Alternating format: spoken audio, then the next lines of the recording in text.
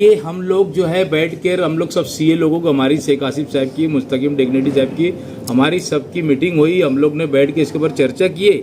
मालेगांव के अंदर सीए लोगों को बुलाकर इसके ऊपर बैठ के हम लोग इनसे सब राय मशवरा करेंगे, क्योंकि हम समझते हो कि हम लोग काम करने वाली टीम है। शहर के अंदर काम करना, विकास करना, ये हमारा पहला प्राधान्य रहने वाला है। इसके लिए आवक कैसे बढ़ेगी, इसके लिए इन लोगों ने आवक पूरा खाली करके दिया हमको खजाना। शहर के लोगों की हमारे से आस है कि हम काम करेंगे और उसके लिए हम लोगों के लिए आवक किस तरीके से बढ़ेगी।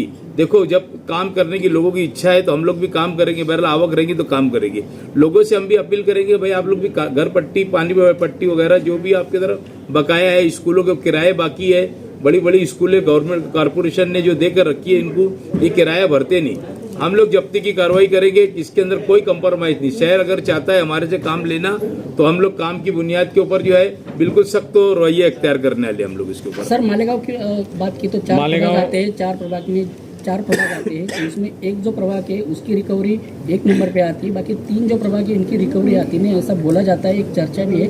और जैसे आपने अभी कहा कि जो स्कूल वगैरह है, तो बहुत से पॉलिटिशियन जो है उनकी वो स्कूल है, उन्होंने कुछ लिया है, तो उनसे रिकवरी कैसे करेंगे आप?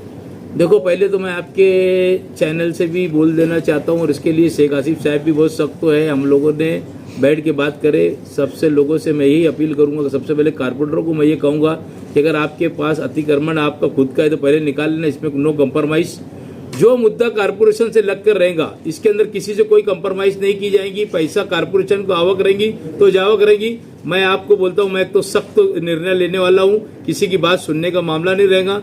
पैसा वसूली आएंगी तो हम शहर का काम करेंगे, नहीं तो हम काम कैसे कर पाएंगे। इसके लिए किसी की स्कूल है ये हमको कोई लेना देना नहीं। हमारे लिए कारपोरेशन की आमदनी 1 नंबर के ऊपर है। हम कारपोरेशन की आमदनी के लिए हम लोग ये रहेंगे, कारपोरेशन की आमदनी है कि तो हम काम करेंगे, उसमें सख्ती बरकरार रखेंगे। एक साहब, 1 नंबर प्रभाग से 5000 लोगों ने घर पट्टी का वो दिन यहाँ पे विषय में आया था कि 5000 लोग तो फिर पट्टी बांटी ही नहीं गई है, तो 1 नंबर प्रभाग से कैसे वसूली करेंगे? 1 नंबर हो, 4 नंबर हो, 3 नंबर हो, 2 नंबर हो, सभी प्रभाग के अंदर सबको यानी पूरा तोलना एक जैसा की जाएंगी, कोई कम ज्यादा नहीं होगा।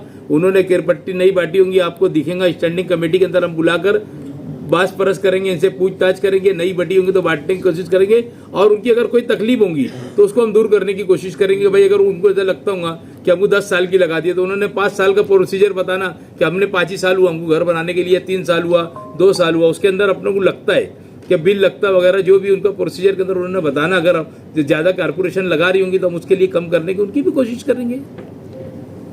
3 नगर सेवक कांग्रेस के, स्टैंडिंग कमेटी का 1 ही मेंबर, और आप चेयरमैन बन गए, क्या बोलें? ये तो देखो शहर के लोगों की दुआ है और अल्लाह के फजल करम से कि हम लोगों ने इलेक्शन लड़ा। कुछ लोगों की ऐसी इच्छा थी कि जाहिद बेग साहब अकेले लड़ेंगे तो चुन कर नहीं आएंगे। ये एक गुमान लोगों का खत्म हुआ। ये आप लोगों की चैनल से बात चलती थी, ये गुमान खत्म हुआ। उसके बाद हमने नेक नीति से शेख आसिफ साहब का साथ दिया। उनसे हमने बातचीत की थी कि भाई हम लोगों का हम आपके साथ रहेंगे। उन्होंने हमको स्टैंडिंग कमेटी की चेयरमैनशिप देने का वादा किया था, हमने को स्टैंडिंग कमेटी की चेयरमैनशिप दी। और आगे बहुत सारे वादे हैं, वक्त तो आएगा, हम तो आप देखते रहेंगे। हम लोग साथ में मिलजुल के काम करेंगे। आने वाले 5 साल के अंदर आपको शहर के अंदर विकास दिखेगा। पार्टी अगर अलग हुई तो क्या हुआ, मन मिलना चाहिए आदमी के। हमारे अगर मन मिल गए तो हम शहर को कुछ दे सकते हैं।